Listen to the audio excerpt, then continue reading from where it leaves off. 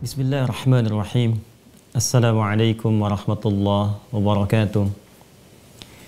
Alhamdulillahi rabbil alamin. Wassalatu wassalamu ala rasulillahil karim.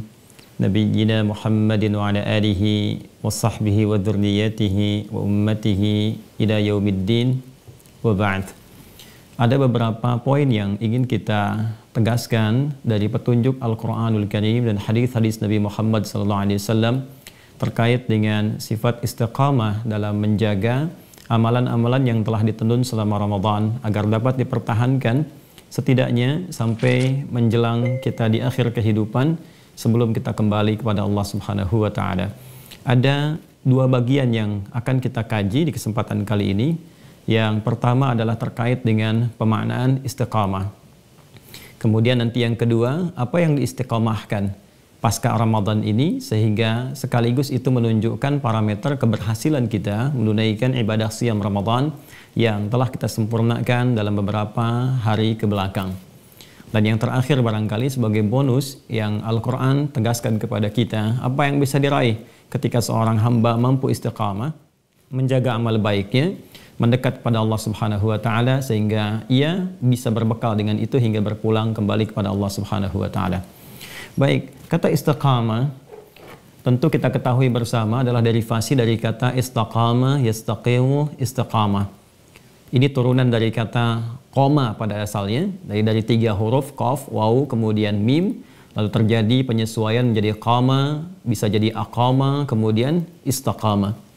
Asal katanya kalau kita rujuk ke dalam pendekatan bahasa Arab secara semantik, ini menunjukkan sesuatu yang tegak lurus, yang rapi gitu ya. Karena itu kalau kita mau menunaikan sholat, kita seringkali mendengar imam kemudian mengarah kepada jamaah dan mengatakan istau, istaqimu. Kan? Istau, kemudian luruskan, rapatkan, istaqimu, tegakkan dengan baik ya. Karena sholat kemudian akan dimulai. Istaqimu, tegak, lurus, baik, sempurna. Itu kalimat perintahnya. Kalau kita ingin ambil dalam bentuk yang sifatnya masdar atau kita kembalikan ke dalam kata benda, maka dari kata istaqama, yastaqimu lahirlah kemudian istiqamah. Umumnya kata benda itu menunjukkan kepada sebuah sifat, karakter, keadaan. Jadi sesuatu yang tegak, lurus, konsisten pada sesuatu atau ruang atau bahkan pekerjaan yang telah dilakukan menjadi karakter sebelumnya. Jadi bila kita tarik kepada keadaan Ramadan, ada kebiasaan-kebiasaan di Ramadan yang telah dilakukan, yang telah dibiasakan, sehingga diharapkan dengan kebiasaan itu menjadi karakter yang menyatu dengan kepribadian kita semua, dan itu kemudian dipertahankan tegak lurus seiring berjalannya waktu konsisten sampai kita kembali kepada Allah Subhanahu wa taala. Itulah kira-kira kalau kita ambil pengertian secara singkat istiqamah bila dikaitkan dengan berbagai amalan yang telah kita tenun selama Ramadan. Sekarang pertanyaannya adalah, apa yang diistiqomahkan ini? Karena poinnya kan kita harus jaga. Ya? Apa yang kemudian kita harus jaga pasca Ramadan ini, yang sekaligus dengan penjagaan itu menunjukkan keberhasilan ibadah kita, latihan kita, training kita yang telah berjalan setidaknya selama sebulan di bulan Ramadan itu. Maka ini kemudian sebelum kita banyak menduga atau bahkan berspekulasi atau bahkan kemudian mencari-cari dengan pandangan kita sendiri, maka Al-Quran langsung memberikan batas. Allah Subhanahu wa taala menginfokan agar dengan penjelasan yang Allah telah turunkan ini, maka menjadi standar yang mutlak, standar yang menjadi rujukan bagi setiap insan beriman bahwa ini yang Allah inginkan, bukan yang kita harapkan, tapi yang Allah inginkan. Maka jika menyatu antara keinginan Allah dengan keinginan hamba, maka ikutkan keinginan kita kepada keinginan Allah Subhanahu wa taala. Itu yang disebut dengan tawakal. Dan ciri insan beriman itu semakin tinggi imannya, semakin kuat tawakalnya. Itu yang dimaksud Quran surah ke-8 Al-Anfal di ayat yang kedua itu. Innamal mu'minuna alladzina idza dzukirallahu wajilat qulubuhum wa idza tuliyat 'alaihim ayatuhu zadatuhum imana wa 'ala rabbihim yatawakkalun. Jadi ketika zadathum imana, imannya bertambah, maka tingkat tawakalnya, kepasrahannya, penyerahannya, sekaligus kepatuhannya kepada Allah itu semakin tinggi. Dan pembuka perintah penunaian siyam Ramadan itu dibukanya dengan panggilan iman. Ya ayyuhalladzina amanu, hai semua orang-orang yang beriman. Jadi akhirnya semua perintah, semua tanda ini menunjukkan dan mengarahkan pada satu sisi, kepatuhan, ketaatan dan kedekatan kita dengan Allah Subhanahu wa taala. Dari titik ini kemudian Allah jelaskan kepada kita, kembali ke Al-Baqarah ayat 183. Ya ayyuhalladzina amanu kutiba alaikumusiyam kama kutiba alal ladzina min qablikum la'allakum tattaqun. Baik. Saya sedikit dalami dulu, walaupun kita padat sekali waktunya dan singkat waktu kita, tapi kita coba padatkan sedikit. Ya ayyuhalladzina amanu. Ya, kalau kita detilkan, di sini dipanggil menggunakan kata ya. Ya itu disebutkan 361 kali dalam Al-Quran. Kalau kita kembali belajar ke ilmu nahwu di gramatikal bahasa Arab, maka ya disebut dengan huruf nida, huruf panggilan. Tapi kalau kita dalami kemudian, ternyata panggilan ini mencakup semua makna huruf nida. Ada 14 makna huruf nida, kata Muhyiddin Ad-Darwishi, itu ada A, ada ya, ada ayah, ada ha, dan seterusnya. Itu semua dicakup oleh A, oleh ya. Jadi bisa memanggil yang dekat, yang menengah, yang jauh, sekaligus memohonkan pertolongan atau minta bantuan. Jadi seakan Allah ingin mengatakan dengan panggilan ya ayyuhalladzina amanu, hai semua orang yang beriman tanpa kecuali. Karena alladzina yang disebutkan 1080 kali dalam Al-Quran, itu isim mausul, konjungsi, mencakup semua kalangan tanpa kecuali.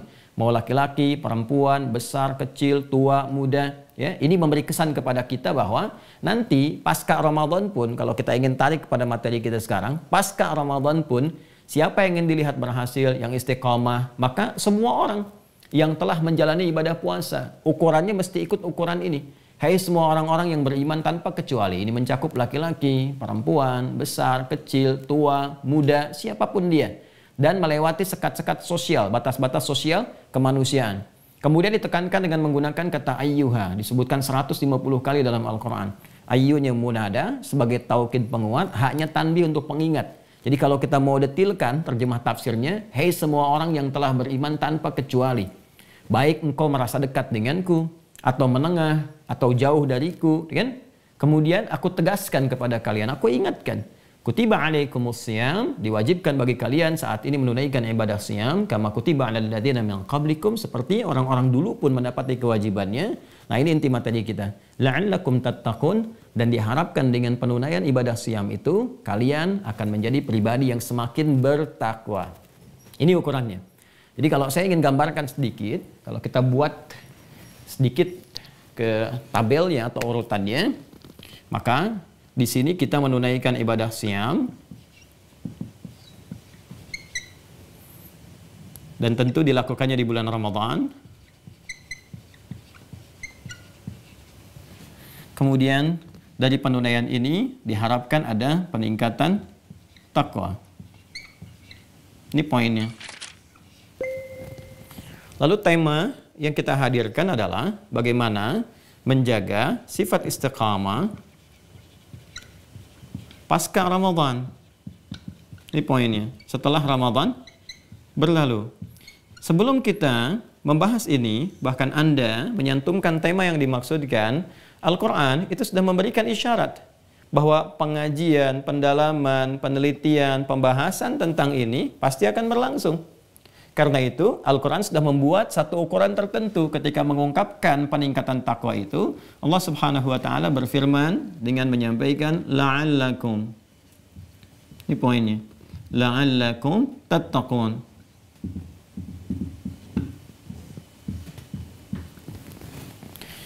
Peningkatan takwa yang disebutkan oleh Allah Subhanahu wa Ta'ala, yang pertama, saya ingin mulai dari yang kedua dulu, menggunakan diksinya tattaqun. Dari kata ittaqa yattaqi, kemudian menggunakan bentuk fi'il mudhari. Ya. Yattaquna bentuk kedua, bentuknya jama supaya kalian bertakwa. Dan ini bentuknya fi'il mudhari. Seperti kita ketahui bahwa fi'il mudhari fungsinya lil hal wal istiqbal wal istimrar. Kalau kita tarik ke dalam bahasa Inggris untuk memudahkan, misalnya dikatakan present, continuous, and future. Untuk sekarang yang sedang dikerjakan, terus berlangsung, dan sampai kapanpun ke depan. Sampai kapanpun ke depan. Jadi ternyata peningkatan takwa yang dimaksudkan di dalam ayat tentang perintah menunaikan ibadah siyam ini bukan hanya diharapkan terjadi pada saat penunaian ibadah puasa Ramadan. Baik itu di malam-malamnya ataupun di siang-siangnya. Selama bulan Ramadan, itu baru present. Ya, pada saat penunaian. Tapi penggunaan fi'il mudhari di sini memberikan kesan kepada kita bahwa yang diharapkan itu bukan hanya saat Ramadan. Ya, ciri atau parameter keberhasilan penunaian segala bentuk ibadah dalam latihan yang dilakukan pada saat siam Ramadan itu, maka akan terjadi peningkatan takwa itu baik saat Ramadan dan terus berlangsung continuous selama Ramadan sampai tuntas ibadah Ramadan itu ditunaikan, selesai akhir Ramadan, masuk kita ke 1 Syawal, Idul Fitr, kembali lagi boleh makan, kembali lagi keadaan semula kita dengan kondisi yang lebih baik, dan kemudian future. Nah, ini poinnya. Future. Ya. Sampai kita bawa terus. Kalau tadi Ustadz sih mengatakan ada yang bikin judul sampai ke akhirat misalnya, di bawah itu, ya boleh-boleh saja, karena memang future kan sampai kembali kita kepada Allah Subhanahu wa Ta'ala. Kalau mau pakai dalil kan tadi kita bisa bawa Quran surah ke-59 Al-Hasyr ayat 18 itu. Ya ayyuhalladzina amanu taqullaha wal tanzur nafsum ma qaddamat lighad. Hai setiap insan yang beriman, tingkatkan takwamu kepada Allah Subhanahu wa Ta'ala dan siapkan dirimu untuk membawa takwa itu sampai punya visi lighad. Lighad di situ kan sampai ke akhirat. Jadi kita tarik perjalanan hidup kita. Kalau saya selalu berbagi kurikulum kehidupan itu, keluarkan dulu tuh ayat akhiratnya. Ya, kita kan ingin kembali kepada Allah mendapat rahmat di akhirat dalam bentuk surga. Sedangkan surga itu kan ragamnya ada berapa? Ya, ada 8 kan? Ya, di Quran didetilkan kemudian di hadis. Nah, idealnya sebetulnya sederhananya kalau kita ingin tarik kurikulum ini ke dunia, keluarkan dulu saja aktivitas-aktivitas yang mengantarkan kita kepada harapan-harapan capaian surga. Misal banyak orang ingin mendapatkan surga Firdaus, tapi sedikit yang mengeluarkan karakteristik pelaku atau pemilik surga Firdaus itu. Kenapa nggak dikeluarkan surah Al-Mu'minun, Quran surah 23 misalnya, dari ayat 1 sampai dengan 11-nya. Itu kan karakteristiknya. Itu konteks akhirat, turunkan ke bumi menjadi kurikulum. Sehingga ada orang-orang ahli surga Firdaus yang berkehidupan di bumi dan konsisten melakukan itu sampai dengan wafat. Itu yang dimaksudkan membuat kurikulum kehidupan sampai dengan akhirat. Akhiratnya turunkan ke bumi, diminiasikan, dan itu yang dilakukan dalam perjalanan kehidupan kita. Ini contohnya gitu kan. Nah, sekarang sebelum sampai ke sana, kita batasi dulu. Ini poin pertama. Jadi kata Al-Quran, ukuran keberhasilan seseorang dalam menunaikan ibadah siamnya itu terjadi peningkatan takwa. Yang bisa dilihat pada saat dia menjalani puasa Ramadan, sampai akhir Ramadan, sampai pasca Ramadan. Ini ukurannya, peningkatan takwa pasca Ramadan. 1.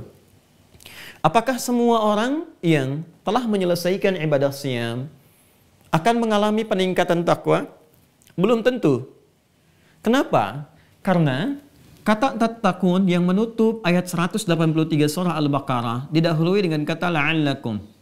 Dari kata la'alla plus kum untuk menunjuk, kata kedua dalam bentuk jama' kepada kalian, sehingga di sini bentuknya menggunakan tattaqun. La'alla ini kata Al-Imam As-Suyuti dan juga ditetapkan dalam ketentuan gramatikal bahasa Arab disebut dengan harfut taraji. Ya. Apa itu harfut taraji? Secara singkat adalah huruf yang menunjukkan harapan yang sangat kuat untuk meraih sesuatu yang diinginkan, namun tidak mungkin itu bisa dicapai kecuali dengan kesungguhan, kecuali dengan keseriusan. Artinya, Allah sendiri sudah memberikan kesan, sudah mengisyaratkan kepada kita bahwa peningkatan takwa yang dimaksudkan, yang akan dimiliki, dialami oleh para insan beriman yang telah sempurna menjadi alumni Ramadan, menyelesaikan ibadah siamnya, bahkan pasca Ramadan, itu hanya akan bisa didapatkan oleh orang-orang yang memang serius dalam mengisi hari-hari Ramadannya. Jadi kesungguhan itu equal akan mengalami keselarasan dengan hasil yang kemudian diraih. Baik, kan seringkali orang mengatakan kalimat yang sederhana namun padat kan, usaha tidak akan membohongi hasil katanya kan, kata beberapa orang kekinian. Nah, ini kesungguhan yang kita kerjakan selama Ramadan itu akan terlihat bagaimana hasilnya pasca Ramadan, dan itulah usaha yang ditempuh selama Ramadan. Karena itulah kemudian kalau kita ingin melihat dan membuktikan, karena masih ada harapan, ya selalu ada peluang. Jadi kalau di Quran atau di hadis itu ada arah-arah kepada motivasi atau penunjukan pada sesuatu, maksudnya adalah kita diminta untuk masuk ke dalam ruang itu. Bukan kita menghukumi atau memvonis, lah kayak sayanya nggak dapet ya, atau ini ayat untuk dia, bukan. Ya, tapi sepanjang ayatnya umum, maka jangan dikhususkan. Maka ayat itu membawa kita untuk hadir ke ruang itu. Contoh, prakteknya sederhana gini. Di Ali Imran ayat 37, itu kan ada keutamaan Sayyidah Maryam alaihissalam. Maryam ini saking mulianya, dekat dengan Allah Subhanahu wa taala, secara singkat diberikan oleh Allah fasilitas kehidupan yang sangat luar biasa. Perangkat-perangkat hidupnya tersedia sebelum diberikan.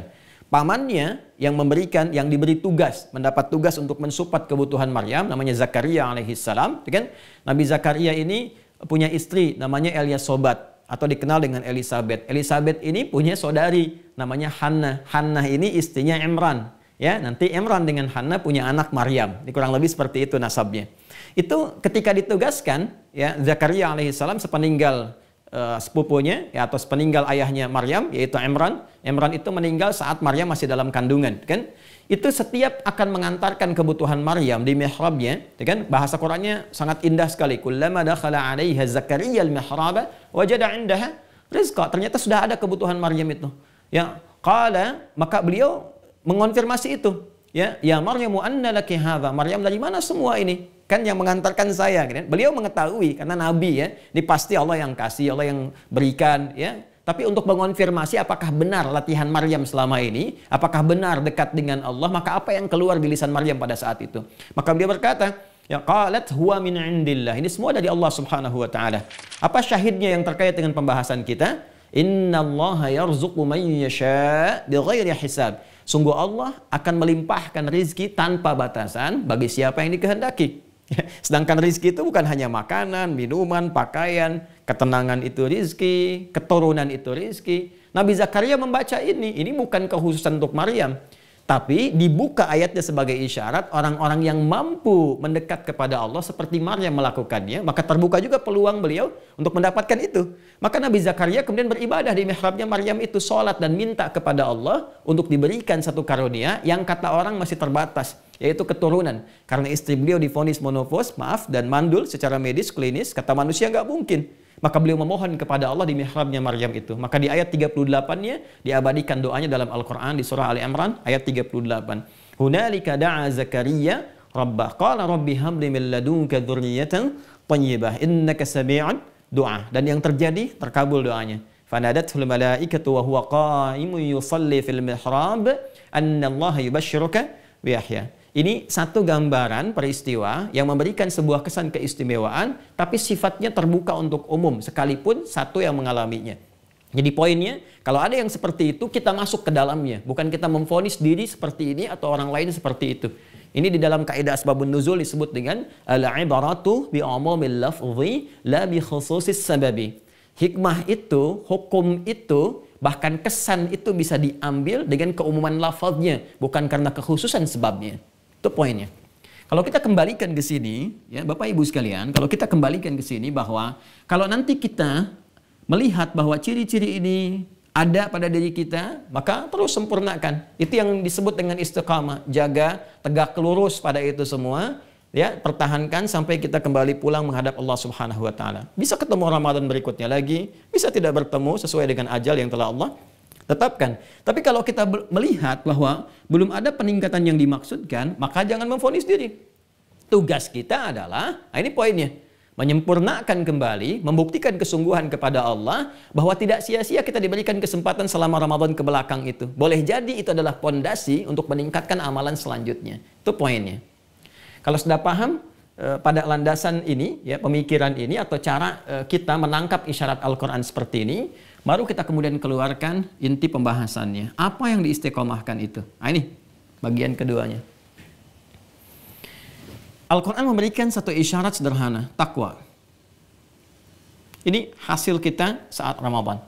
Waktu saya sangat terbatas, 45 menit. Jadi saya tidak akan membahas terlalu dalam, karena nanti kalau kita mau bedah ini sesungguhnya sangat dalam sekali, luas sekali pembahasannya. Kita hanya akan khususkan pada spesifik yang kita latih selama Ramadan saja. Kata takwa dan derivasinya di Quran itu setidaknya terdapat sebanyak 115 kali. Kalau mau digali lebih menarik lagi, nanti lawannya nafsu. Nama lainnya fujur, ya. Nanti takwa disebutkan 115 kali, nafsu disebutkan 115 kali. Lawan takwa itu fujur. Makanya takwa dengan fujur dikontradiktifkan dalam Al-Quran. Di Quran surah ke-91 Asy-Syams di ayat 7 sampai 10. Wa nafsim wa ma sawwaha fa alhamaha fujuraha wa taqwaha. Kemudian nanti dari fujur ini nama lainnya nafsu yang memberikan satu rambatan-rambatan dorongan negatif. Sebetulnya lawan dari takwa. Nanti begitu keluar dari fujur, keluarlah perbuatan su Karena sumbernya dari nafas ketemu su, kadang sering disebut dengan nafsu. Itu yang dimaksud Quran surah ke-12 Yusuf ayat 53. Wa ma ubarri'u nafsi innan nafsa la'ammaratun bisu illa ma rahima rabbi. Kan? Nah, kemudian ini mendapatkan perangkat pendampingan yang takwa itu dari malaikat. Dari malaikat. Karena memang malaikat sifat dasar karakteristik penciptaannya, materi penciptaannya dari cahaya, karakteristiknya takwa. Kan sifat takwa itu menegakkan, tegak lurus dengan perintah Allah, menjauhi larangannya. Ini yang dimaksud Quran surah ke-66 At-Tahrim di ayat yang ke-6. La ya'sunallaha ma amarahum wa yaf'aluna ma yu'marun. Sedangkan yang mensupport kepada sifat fujur atau kenafsu itu syaitan, setan. Menariknya, malaikat disebutkan 88 kali dalam Al-Quran, kemudian setan disebutkan 88 kali dalam Al-Quran. Selama puasa, selama Ramadan, kita dilatih dengan skema tersendiri, dengan materi, dengan hidangan-hidangan amal saleh, yang kemudian diminta kita untuk konsisten melakukan itu selama sebulan. Dan ini yang paling menarik. Desainnya adalah bagaimana memanage ini, nafsu ini, menekan ini, sehingga yang takwa ini yang bisa keluar, nilai-nilai kebaikannya. Kumpulan-kumpulan kemuliaannya. Jadi takwa itu Bapak Ibu sekalian, kalau kita secara detail mengkajinya, kesimpulan umumnya adalah bisa kita dapati, takwa itu pada akhirnya adalah kumpulan atau akumulasi semua sifat baik yang mungkin dilakukan. Sifat baik itu disebut dengan khair namanya. Khair, jamaknya khairat. Ya. Nah, akumulasi sifat khair ini itu disebut dengan takwa. Jujur itu takwa, tawadhu itu takwa, ya kan? Rendah hati, kemudian sabar dan turunan-turunannya. Lawannya nanti disebut fujur, lawannya. Jadi kalau ada jujur di sini ada dusta dan seterusnya. Nah, kita ini diminta oleh Allah selama Ramadan untuk mengoptimalkan semua potensi baik ini, dilatih semua supaya keluar ini. Ya. Dalam bentuk apa latihannya? Latihan itu yang kita tunaikan dalam bentuk ibadah namanya. Saya tarik ke sini. Jadi sebetulnya desain ibadah itu kembalinya feedbacknya kepada kita. Diperintahkan kita untuk ibadah itu pada akhirnya supaya mengeluarkan semua potensi mulia kita, potensi baik kita. Makanya kalau kita mau gali lebih dalam tentang sholat misalnya, diminta kita menunaikan sholat kan, ibadah pertama yang kita lakukan setelah bertauhid. Quran surah ke-20 ayat 14. Innani anallahu la ilaha illa ana fa'budni ibadah. Apa bentuknya? Wa aqimis salata li dzikri. Apa tujuan menunaikan sholat? Ya, kemudian dijelaskan di Quran surah 29 Al-Ankabut ayat 45. Utslu ma uhiya ilaika minal kitab wa aqimis shalah. Apa tujuannya? Inna salata tanha 'anil fahsya wal munkar. An-nahyu 'anil fahsya wal munkar itu ya ini akumulasi kebaikan supaya mencegah dari yang buruk dari nafsu ini, fahsya dan munkar. Ya, zakat misalnya mengembalikan kita kepada kondisi-kondisi yang baik supaya memiliki jiwa toleran, jiwa berbagi, menutup sifat-sifat pelit misalnya, ya, menutup sifat-sifat yang tamak terhadap harta dan turunan lainnya.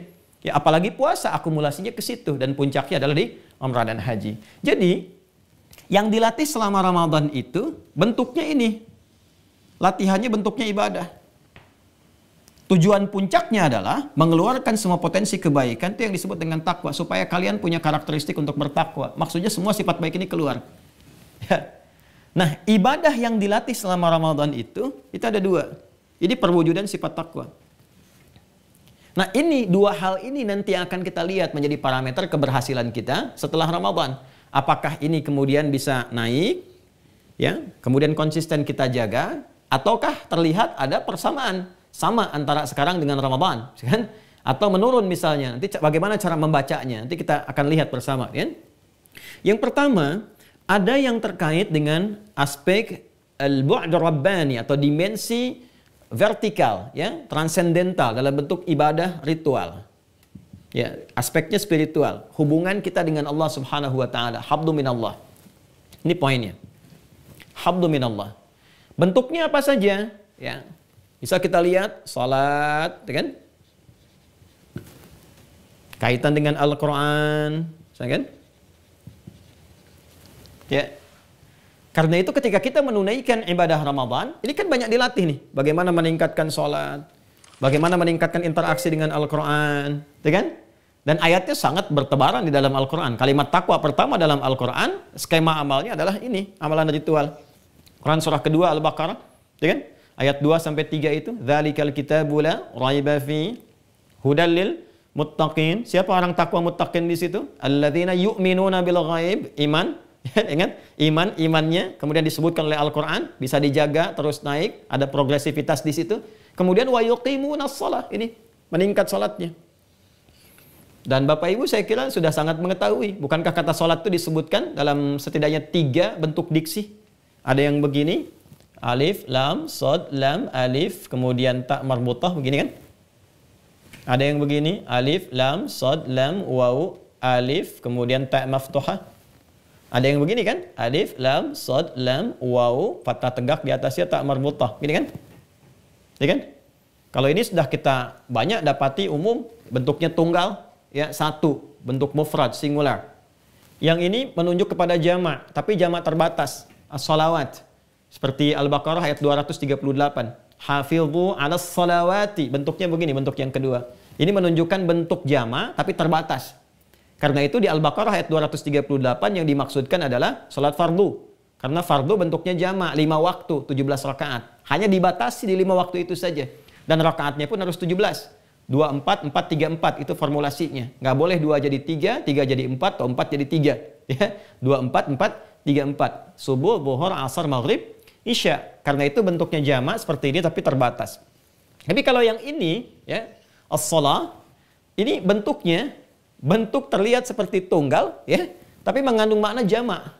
Dan jamaknya tanpa batas. Artinya melebihi batas yang fardu yang ini. Jadi kalau di sini 5 waktu, 17 rakaat, yang ini yang melampaui batas ini. Ibadah yang melampaui batas fardu itu ya pelampauannya disebut dengan nafilah. Ya, jamaknya nawafil, hukumnya disebut dengan sunnah. Seperti tahajud misalnya di Quran disebut dengan nafilah. Quran surah ke-17 Al-Isra ayat 79. Ya, wa minal laili fatahajjad bihi nafilah, nafilatal laka asa an yab'atsaka rabbuka maqaman mahmuda. Jadi yang melewati batas ini disebut dengan nafilah. Jamaknya disebut dengan nawafil, hukumnya disebut dengan sunnah. Ya, maka kita kenal dengan salat sunnah. Salat sunnah. Maka di dalam Ramadan, bukankah kita dilatih untuk meningkatkan salat fardu dengan mengoptimalkan salat-salat nafilahnya kan? Nawafilnya, sunnahnya. Kita bangun lagi malamnya, ba'da isya kita tunaikan tarawih, gitu kan? Yang disebut oleh Nabi dengan qiyam Ramadan, sifatnya disebut tarawih. Karena itu Al-Imam Muslim dalam kitab sahihnya menyebutkan ya babut tarawih wa huwa qiyam Ramadan. Bab tentang tarawih itu sifatnya sebagai implementasi dari sabda Nabi tentang amalan qiyam Ramadan. Dan ini tinggi nilainya. Ya, sampai Nabi menyebutkan dengan yang setara dengan amalan siam. Man qama ramadhana imanan wa ihtisaban ghufira lahu ma taqaddama min dhanbi. Di siam sama persis, cuman beda diksi. Di atas qama, di bawah shoma. Man shoma ramadhana imanan wa ihtisaban ghufira lahu ma taqaddama min dhanbi. Singkatnya Pak, secara padat dan singkat bahwa saat Ramadan kita dilatih meningkatkan sholat. Bukan hanya yang fardu, tapi juga yang sunnah. Ya, ada latihan untuk menunaikan tahajud, ditarik, yang waktu cepatnya ba'da isya dikenal dengan tarawih. Intinya kan nambah. Dan menariknya, pada saat Ramadan, suasana dan auranya sangat mendukung kita untuk meningkatkan amalan-amalan sunnah. Jangankan yang sholat-sholat di malam hari yang sunnah, sholat duha yang di pagi menjelang siang, kan? Tahiyatul masjidnya, sholat-sholat rawatib yang mengiringi sholat-sholat fardu kan kita tunaikan kan? Sekarang apa yang telah dilatih selama kurang lebih sebulan itu, maka lihat pasca Ramadan, ada nggak yang masih menempel tuh amalan itu? Konsisten nggak? Ya kan? Kita kan belum bicara tentang bagaimananya, kita baru bicara tentang ini amalannya. Ini pasca Ramadan kita lihat, ada nggak terbawa? Saya sering gambarkan kepada teman-teman saat mengaji seperti ini, kalau orang makan menunya ayam misalnya, tempe dan kerupuk selama sebulan, ya tiba-tiba setelah sebulan itu yang disajikan cuma ayam dan tempenya, kerupuknya nggak disajikan. Saya sering tanyakan, apa pertanyaan pertama dari orang-orang atau teman-teman yang disuguhi itu? Maka semua sepakat mengatakan, 100% mereka berkata akan bertanya mana kerupuknya. Artinya ada kerinduan, ada kebiasaan yang dibawa. Ya? Sekalipun tidak ada kerupuk, dia berusaha mencari atau minimal mendapati atau ada kerinduan untuk melakukan itu. Nah ini yang seharusnya terjadi. Ada pertanyaan, ada kerinduan. Walaupun tidak semua mungkin bisa dikerjakan, tapi setidaknya para ulama sepakat. Ya, ada bagian-bagian tertentu, kelebihan-kelebihan, sisa-sisa atau bagian yang masih menempel dari bagian sholat itu yang bisa dilakukan pasca Ramadan. Nah ini poin yang mau saya sampaikan pertama kali. Kemudian ada Al-Quran, interaksinya dibagi 3 bagian. Ya, bisa jadi bacaan disebut dengan qiraah, bisa jadi pengkajian atau riset, ya, atau kita sebut dengan tafsir. disebut dengan tilawah. Lalu ada juga hafalan disebut dengan hifdz atau tahfidz. Jadi ada qiraah, ada tilawah, ada hifdzun. Ini kita maksimalkan selama Ramadan. Bahkan di qiraah itu ada yang khatam berapa kali kan? Sekali, 2 kali, 3 kali, 5 kali dan seterusnya. Ya, banyak kisah yang bisa kita sebutkan di masa lalu, tapi ini bicara tentang masa kini, spesifik kita, saya, Anda. Ya, jadi masa lalu itu motivasi. Kini adalah kehidupan nyatanya. Dan masa depan itu adalah sejati keabadiannya. Jadi sekarang pertanyaannya selalu tujukan kepada kita. Nah, hasilnya pasca Ramadan, bagaimana kondisinya terutama sampai dengan hari ini? Terjaga nggak Qurannya? Bagaimana bacaannya? Bagaimana murajaahnya? Masih senang ngaji? Ya. Lalu ada dimensi sosial. Nah, ini poinnya. Ini ada dimensi ritualnya, ada dimensi sosialnya. Ya. Dimensi sosial ini kita kembali pada ayat yang tadi dibacakan oleh Qari kan? Quran surah ketiga Ali Imran ayat 133 sampai 134 ya, di paling kanan sebelah atas tuh di Quran surah ketiga Ali Imran. Ya. Kalau kita teruskan kan ini poinnya dimensi sosial.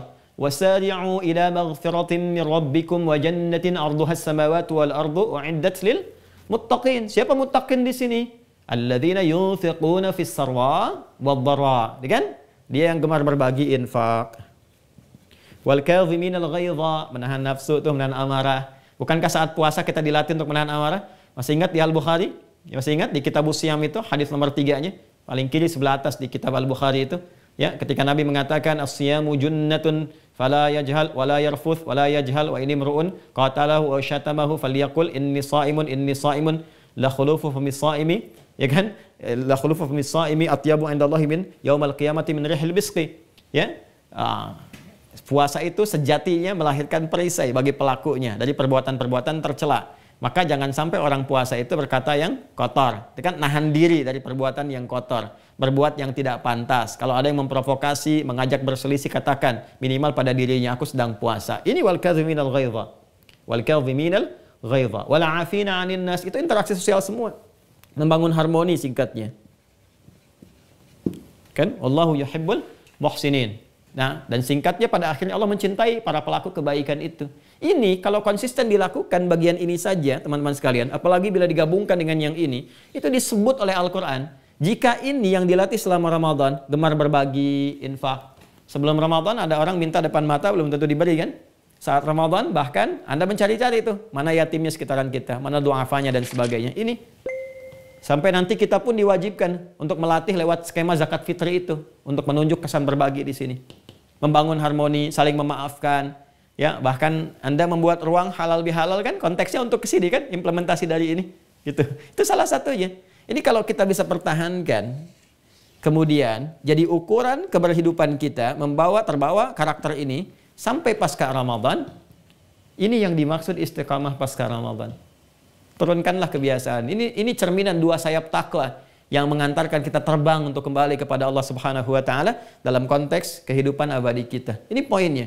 Jadi ada dimensi ritual, hubungan kita dengan Allah, hablum minallah, ada dimensi sosial, hablum minal makhluqat. Saya melampaui batas-batas hablum minan nas karena ada interaksi dengan hewan, dengan tumbuhan dan sebagainya. Itu tipikal karakteristik orang-orang takwa. Kalau ini bisa dijaga sampai dengan pulang, sampai dengan meninggal dunia, itu setidaknya disebut oleh Al-Quran, inilah ciri-ciri manusia-manusia ahli surga, minimal ahli taman surga yang berkehidupan di bumi. Itu yang dimaksudkan Quran, surah ke-51 Az-Zariyat, ayat 15 sampai ayat 23. Ya, paling kanan agak ke atas sedikit sampai agak ke tengah di Quran surah Az-Zariyat. Ayat 15 sampai 23. Innal muttaqina fi jannatin wa 'uyun. Ada kalangan orang-orang takwa yang tempat akhir kehidupannya di taman surga. Akhidhina ma atahum rabbuhum innahum kanu qabla dzalika muhsinin. Tuh, kalau kita balik ke sini kan wallahu yuhibbul muhsinin. Di sini dibalas innahum kanu qabla dzalika muhsinin. Mereka itu saat di dunianya para penghuni taman surga ini adalah orang-orang yang baik. Ya, orang yang baik itu disebutnya muhsin di sini. Ya, muhsinin jamak dari kata muhsin. Muhsin itu orang yang punya sifat ihsan. Apa ihsan itu? Diterangkan di hadis Muslim. Nomor hadis yang ke-8 dari Umar bin Khattab radhiyallahu taala anhu. Dinukil oleh Al-Imam An-Nawawi dalam Al-Arba'in, ya, nomor hadis yang kedua itu disebut dengan hadis Jibril. Mal ihsan an ta'budallaha ka'annaka tara fa in lam takun tarahu fa innahu yarak. Yang menjadikan semua aktivitasnya sebagai ibadah karena Allah. Sekalipun ia tak mampu menatapnya saat di dunia, tapi ia merasakan ia dipandang oleh Allah Subhanahu wa taala. Maka cara menjadikan semua ibadah, semua kegiatan sebagai ibadah itulah sifat takwa. Jadi pasca Ramadan itu semuanya dilakukan lillah. Kerjanya karena Allah, makannya karena Allah, minumnya karena Allah. Dan ini latihannya tuh ini. Karakternya disebut dengan karakter takwa, sifat orang disebut dengan muhsin. Nah, apa yang dia dapatkan setelah itu? Innahum kanu qabla dzalika muhsinin. Apa amalannya? Kanu qalila minal laili ma yahja'un. Amalan ritual. Wabil ashari hum yastaghfirun. Banyak istighfar. Itu yang kita lakukan saat Ramadan kan? Bahkan di antara salat-salat tarawih itu kita katakan Allahumma innaka afuwun tuhibbul afwa fa'fu anni. Atau riwayat Ibnu Majah, Allahumma innaka afuwun karim tuhibbul afwa fa'fu anni. Itu kan kalimat viral yang diajarkan Sayyidah Aisyah ketika mendapat pengajaran dari Nabi sallallahu alaihi wasallam ketika beliau berkata, "Lau alimtu ayya lailatul qadri ma aqulu fiha." Kata beliau, kalau saya tahu malam itu bertepatan dengan anugerah Allah di malam Al-Qadar, apa yang aku katakan? Kata Nabi, "Qulu," ya, makuli, katakanlah oleh engkau, "Allahumma innaka afuwun karim tuhibbul afwa fa'fu anni." Itu kan istighfar. Ya, wa fi amwalihim haqqul lis-sa'ili wal mahrum. Ini skema yang kedua, sosial. Wa fil ardi ayatul lil muqinina wa fi anfusikum afala tubsirun. Wa fis sama'i rizqukum wa ma tu'adun. Fa rabbis sama'i dan wal ardi innahu la haqqun mithla ma annakum tantiqun. Jadi apa yang Allah janjikan kata Allah pasti terjadi. Seperti engkau juga berkata dengan mudahnya, dengan gampangnya. Seperti itulah Allah gampang mudah mengatakan bahwa orang-orang yang konsisten membawa ini sampai dia meninggal, maka tempat berpulangnya disediakan tempat yang istimewa oleh Allah Subhanahu wa taala. Di taman surga, tamannya yang mana? Bisa Taman Aden, bisa Firdaus, bisa yang lainnya. Dan bentangannya seluas langit dan bumi. Bentangannya seluas langit dan bumi. Ini gambarannya. Sekarang pertanyaannya, kita ada di mana sampai hari ini? Nah, lalu skemanya seperti apa? Dari sini, maka tarik skema ini ke dalam diri kita masing-masing. Lihat bagaimana peningkatan yang sudah terjadi pada diri kita. Cara membandingkannya begini, karena Ramadan itu latihan. Jangan dibandingkan dengan Ramadan, nggak akan sama. Pasti nggak akan sama. Situasinya beda, auranya tidak sama, gitu kan? Kondisinya juga sangat berlainan. Membandingkannya adalah dengan sebelum kita masuk Ramadan. Sebelum masuk Ramadan keadaannya bagaimana? Yang 5 waktu kadang masih terlambat, masih malas dan sebagainya, gitu kan? Ya sunnah kadang-kadang dikerjakan, kadang-kadang tidak misalnya. Atau ada yang sudah bagus sama sekali, alhamdulillah.